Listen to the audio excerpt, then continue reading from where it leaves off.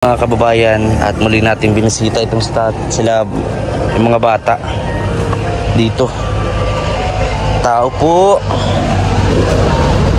ate, kumusta? Ayan po sila nung nakaraan at balikan po natin sila kasi pangako natin sa kanila yun at tumabot nga po yun ng 100,000 plus continuous po sa ating Facebook.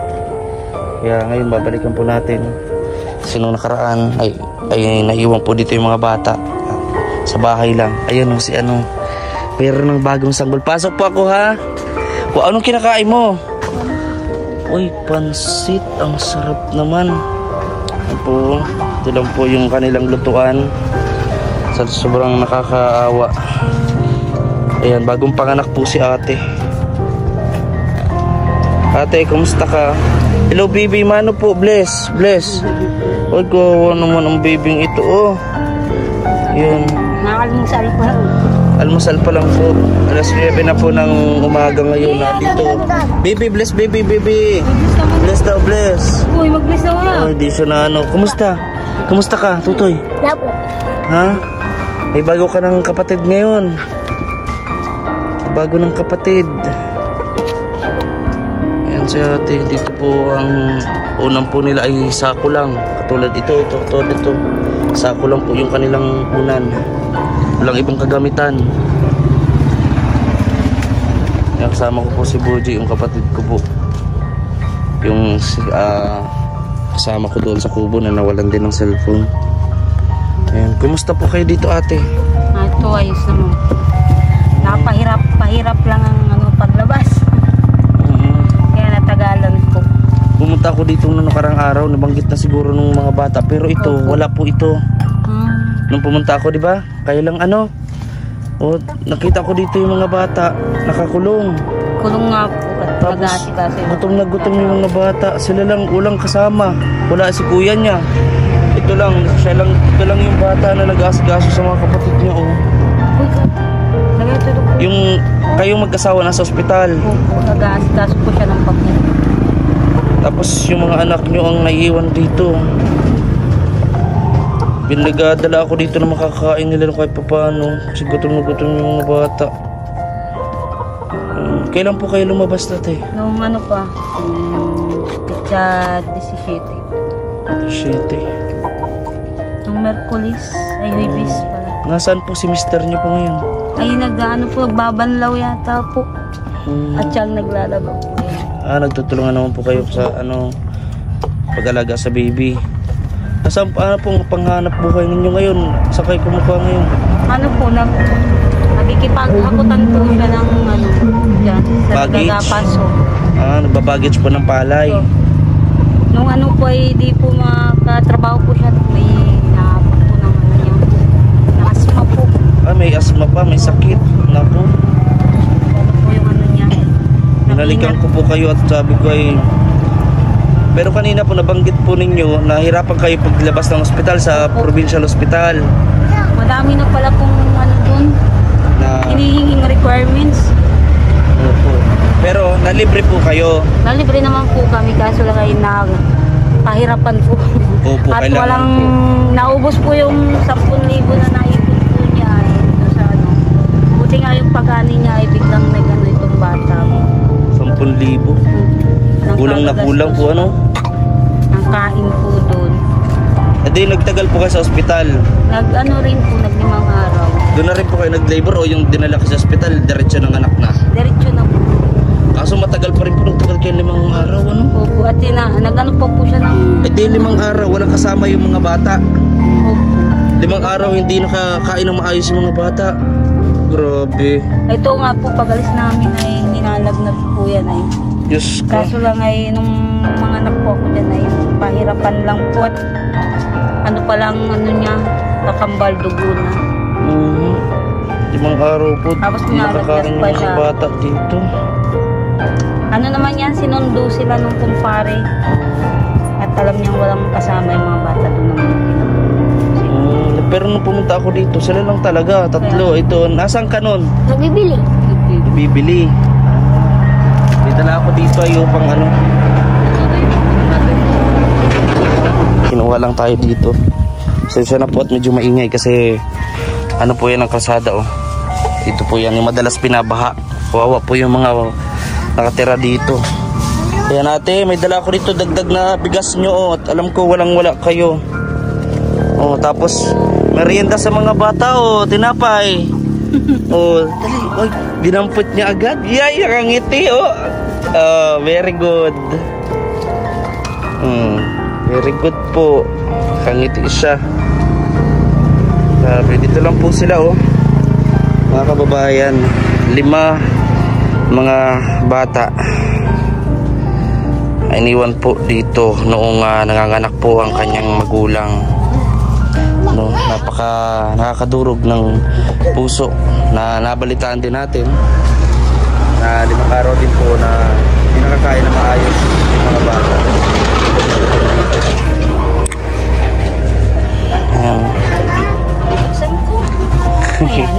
Ayan. So, yan ate, ano yan? Yung bunso mo, last na ba yan? Ay, last na po yan. Last na yan. Sinabihin na din kayo ng doktor. Po. Sabi nung doktor dun sa ano ay, pag na daw anuhan at baka daw biglang ikakamatay na daw na. Pero sinabihan na rin naman siya din na pag nagdagdag pa daw ay baka daw ikamatay ko na. At maano na daw ang anak ko ay. Ilang taon ka na nga po? 30. Po. Kaya huwag na po no, kasi kawawa ang mga bata no. Kala ko nga po ay mamamatay po ako dyan at bakit po? 5 po ang nagtulong sa akin paglabas ng bata. Nahirapan ka po. Laki po ng tiyan niyo po ay. Ano daw po ay 4 na kilo po siya ay. Ah, siya? Grabe. 4 na kilo. Grabe. Ito, ano pangalan ng apo nito ulit? Joseph. Joseph, parito Joseph. Kausapin kita. Ayan o, si Joseph po, mga kababayan, nakakalangga ay kaaral po ito. Ngunit, gusto man po ng mga magulang na pag-aralin. Joseph, parito dito. Eh, siya na po yung umayaw kasi gusto po niya ay makatulong na lang sa pamilya. Nakita niya kasi sa murang edad yung labis na kahirapan ng pamilya. So, ganun. Kumusta ka, Joseph? Dito ka, halika dito. Dito ka muna. Ayan o. Kumusta ikaw? Po. Ito yung napakasipag na bata. Parang kung mag-isip ay daig pa ang ibang bata, parang matanda na mag-isip. Nung nasa ospital sila mama mo, ikaw ang nag-aalaga. Ano yung mga ginagawa mo sa mga kapatid mo dito nun? Pinapatulog ko po. Po? Pinapatulog ko po. Pinapatulog. Tapos, nilulutuan. Naalagaan. Di ba kayo natatakot dito? Baka pasukin kayo dito. Ilang taon ka na nga? 10 taon. Grabe. Pero ganito na. Namulat na yung ibang bata, no? Nakakita ka ba minsan ng mga kaedad mong bata? May hawak na cellphone, naglalaro, di ba? Minsan napapaisip kang ang swerte nila. Gano'n samantalang ikaw, minsan may igib, minsan may hakot-hakot na palay. Minsan gano'n naiisip mo rin. Gano'n. Nag-aaral. Ikaw nagtigil ka sa pag-aaral dahil gusto mong tumulong sa pamilya sa murang edad. Ngayon magpapasko na. Anong wish mo sa Pasko? May wish ka ba? Baka laruan? Anong gusto mo?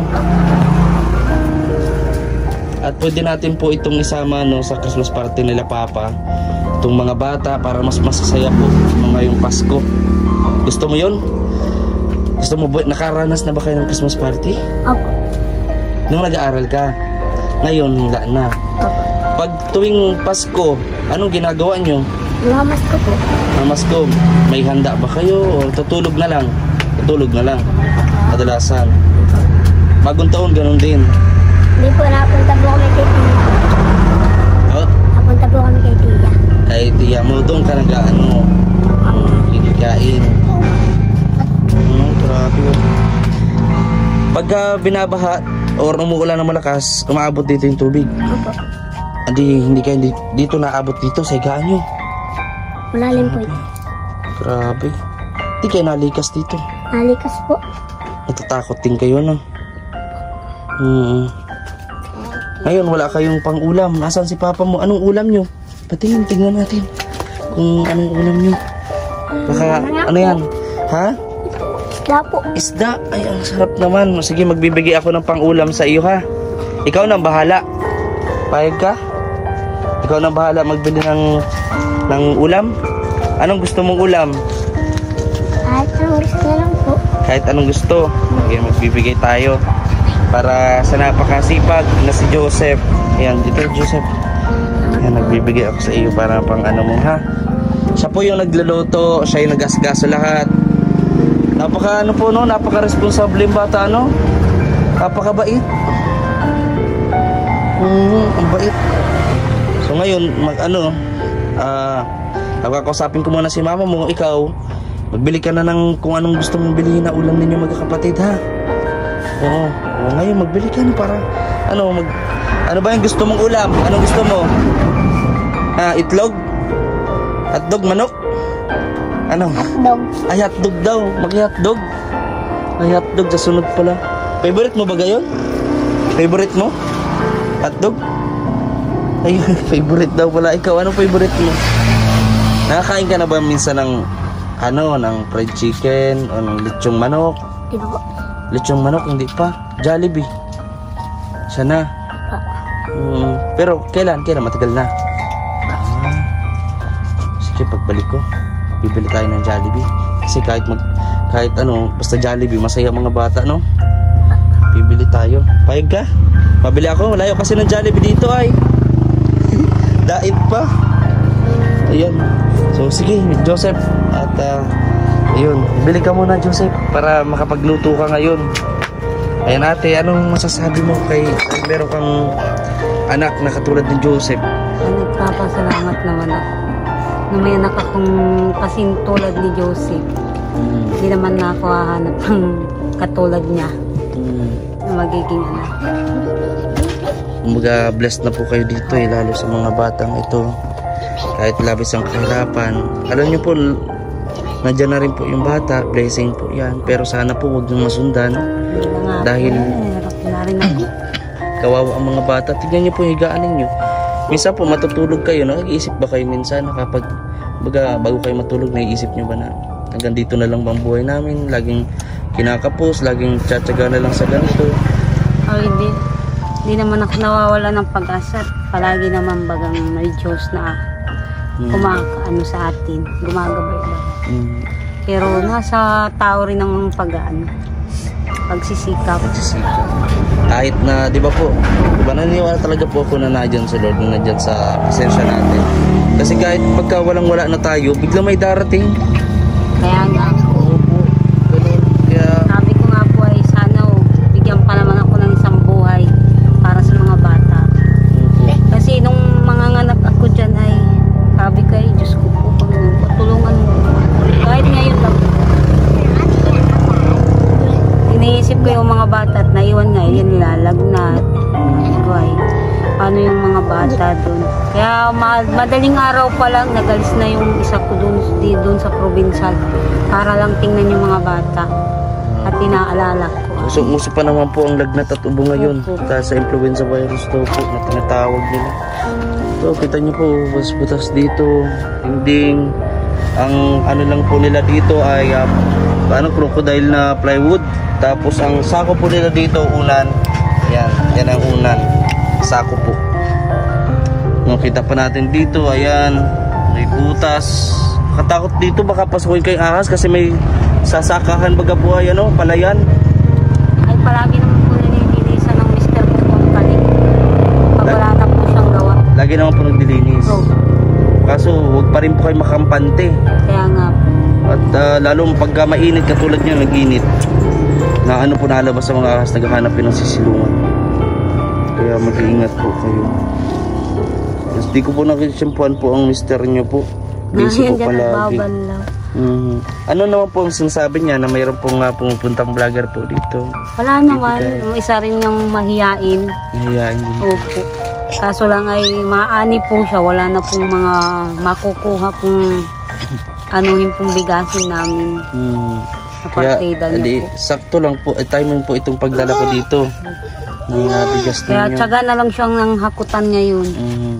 Kasi naubos lahat niyang inano niya, bali. Hindi pa man lang naani, bali na. Dahil dito nga rin po sa ano. Kaya nga, mura pa pati ang palay. Mm.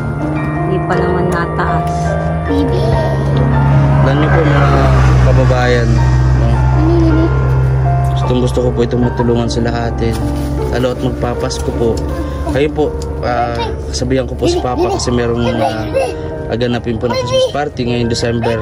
Isasama ko po kayo, pati itong mga bata, para ma-experience naman po nila yung saya sa Christmas party at may mga palaro, pakain. Isasama po natin sila, ako pong bahala. Marami din po yung mga beneficiary din ni Papa. So, marami din dito, may taga Vinsons din. So, yun, sasama ko din po si Tatay Rafael, taga Kalangkawan Norte. Yun, si Tatay Rafael Barrios, kung kilala nyo po. Ayun nga po, taga Samar na po kayo po lalo. Samar. Ayan. Kahit naghihirap, masaya po ang pamilyang ito. Kaya sa mga gusto po, no, tumulong. Maraming po salamat agad. Para po lang dito sa mga bata, dito sa mga maliliit na batang to. Ayan. So, si Joseph po ay nagbibili. Yan po, kita natin yung sahig nila ay lupa na. Walang halos gamit. Butas-butas. Kaya nakakalungkot, nakakahabag. Makita tayo ng ganitong sitwasyon ng ating mga kababayan. Ayan po.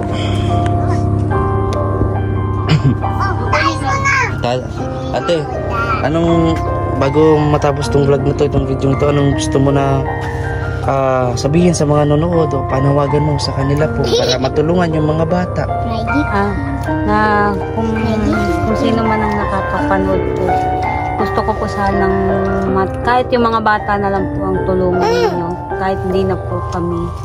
Ang importante lang naman po ang mga bata po. Kahit para paano naman po. Nagpapasalamat pati po ako sa inyo kung may matulong. Kahit di pa naman po ngayon. Kahit magkano, di ba? Malaking tulong na po yun sa kanila. Kaya, atasahan po ninyo na 100% walang bawas, walang kulang makakarating po yan sa kanila. No, kaya, yung tiwala lang po ate. No? Babalik din po ako once na may mga magtulong or kung hindi man, babalik pa rin po ako para mabigyan po kayo ng konting grocery. Ayan po. So, ingat po kayo ate dito ha. Opo, dasal lang po. Opo. Babay muna mga bata. Bye-bye. Bye-bye na, bye-bye. Bye-bye na, bye-bye. Yan, bye-bye. Bye-bye. na, dali. Ang amos. Amos di po naliligo. So yun ate, ingat po kayo dito. Ayan, si Joseph po maligo. Opo. So ayun mga kababayan, at nabisita na natin yung mga bata na nag 100 plus thousand po sa ating Facebook na views. So, sana naman po may tumulong sa mga batang ito. God bless po sa ating lahat. Don't skip ads and palike and share na rin po sa mga nanonood ng ating vlog. Bagamat may naman yung views natin, okay lang, may naman yung kita. God knows, tara po. Laban lang.